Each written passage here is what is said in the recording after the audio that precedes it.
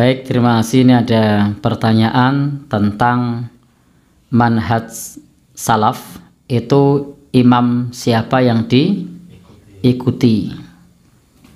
Baik, Bapak dan Saudara yang berbahagia yang dirahmati Allah Subhanahu wa taala, kita juga perlu menyampaikan bahwa di Muhammadiyah sekalipun itu punya slogan gerakan Islam, gerakan dakwah amar ma'ruf nahi mungkar, tajdid. Tajdid itu maknanya adalah pemurnian dalam hal urusan akidah dan urusan ibadah, itu adalah pemurnian kembali kepada hadis-hadis yang sahih. Nah, sehingga tajdid dalam urusan akidah ibadah itu manhajnya manhaj salaf, yakni merujuk kepada salafus soleh.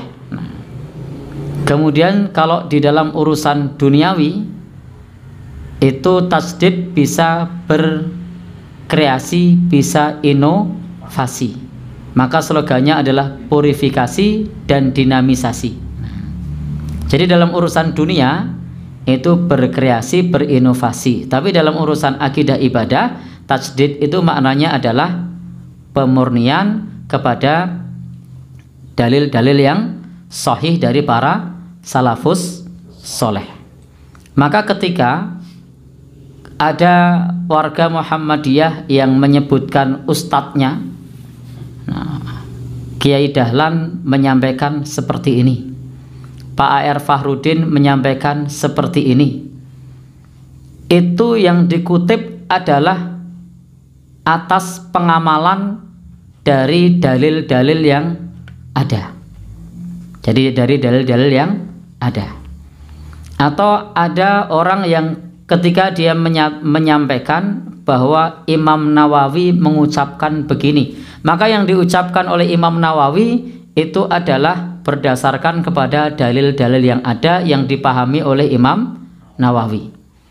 Atau ada orang mengatakan Syekh Utsaimin berkata begini, maka apa yang diucapkan oleh Syekh Utsaimin itu adalah yang dikutip itu berdasarkan dalil-dalil yang dipahami oleh Syekh Utsaimin. Tetapi prinsipnya manhaj salaf itu adalah kembali kepada Al-Quran dan As-Sunnah. Kembali kepada Al-Quran dan As-Sunnah. Nah, jadi kembali kepada Al-Quran dan As-Sunnah, kepada dalil-dalil yang sahih, yang di situ kalau teman-teman nanti membaca dari buku-buku yang membahas mengenai bab terkait dengan tasfiyah, pemurnian beragama, atau juga tajdid, pemurnian pula di dalam beragama, itu yang dikutip adalah Al-Quran, hadis Nabi, kemudian pernyataan para sahabat, para tabi'in, para tabi'ut tabi'in, bahkan juga ulama madhab yang 4. Sehingga ketika disebutkan bahwasanya tidak bermadhab, itu bukan berarti kemudian sumbernya adalah sakpina dewi, bukan. Justru sumbernya adalah Al-Quran, As-Sunnah. Kemudian siapa lagi? Para sahabat Rasulullah Sallallahu Alaihi Wasallam. Kemudian siapa lagi? Para tabi'in, para tabi'ut tabi'in, para ulama madhab yang 4, yang kemudian pula ada pendekatan tarjih, dipilih pendapat yang kuat, yang roji. Nah, yang dipilih pendapat yang kuat, pendapat yang roji. Siapakah yang melakukan ini? Mereka adalah para ulama. Orang awam tidak bisa mentarjih. Maka siapakah yang mentarjih? Kalau di Muhammadiyah ada namanya majelis tarjih, para ulama. Maka para ulama itulah yang kemudian merojihkan. Sama juga kalau di Timur Tengah ada ulama-ulama besar seperti yang tadi kita sebut, ada Syekh Utsaimin misalnya, ada Syekh Abdul Aziz bin Baz misalnya. Atau kalau tokoh hadis misalnya ada tadi disebutkan oleh penanya Al-Albani misalnya, itu sifatnya hanya mentarjih, memilih pendapat yang kuat. Nah, memilih pendapat yang kuat. Jadi intinya bahwa ketika kita beragama itu memang manhaj dalam masalah akidah, dalam masalah ibadah itu harus muwafaqon bil kitabi was sunnah, berkesesuaian dengan Al-Quran dan as-sunnah. Kalau kita berselisih tentangnya, fa in tanaza'tum fi syai'in farudduhu ilallahi war rasul, kembalikan kepada Allah dan Rasul. Jadi kembalikan kepada Allah dan Rasulnya. Itu Allah berfirman seperti itu.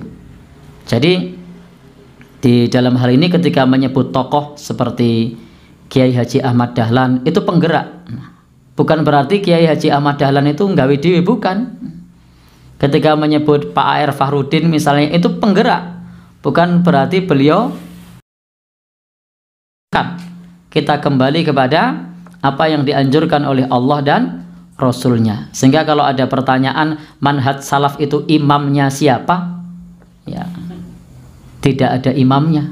Karena kita sebagai umat Islam hendaknya yang namanya manhaj, maka manhaj kita adalah salafus soleh.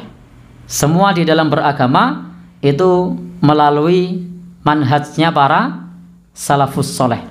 Ormasnya apapun, organisasinya apapun, maka yang benar adalah yang mengikuti manhajnya para salafus soleh. Yang para salafus soleh itu bisa jadi punya madhab yang berbeda, tetapi manhajnya adalah manhaj para salafus soleh.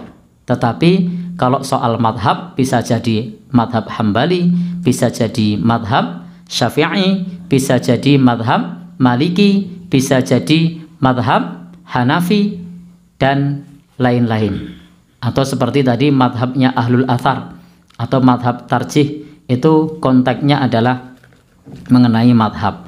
Jadi bisa saja yang namanya manhaj salaf itu madhabnya berbeda, organisasinya berbeda. Karena manhaj itu adalah metode dalam beragama.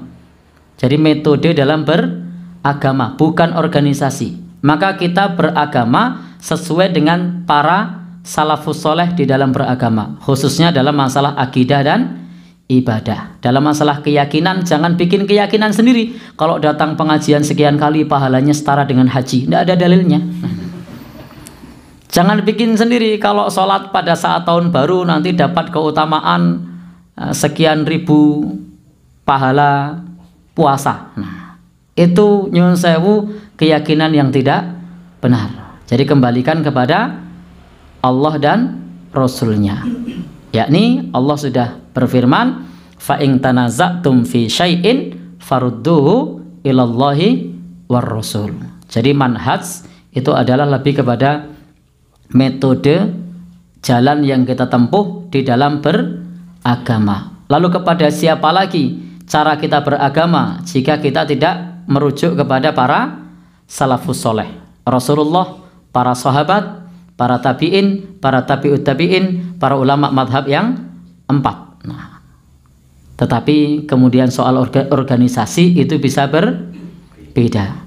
Soal tokoh yang menjadi pengajar kita itu bisa berbeda. Jadi bedakan tokoh pengajar, tokoh penggerak dengan tokoh-tokoh salafus soleh. Wallahu a'lam bishawab.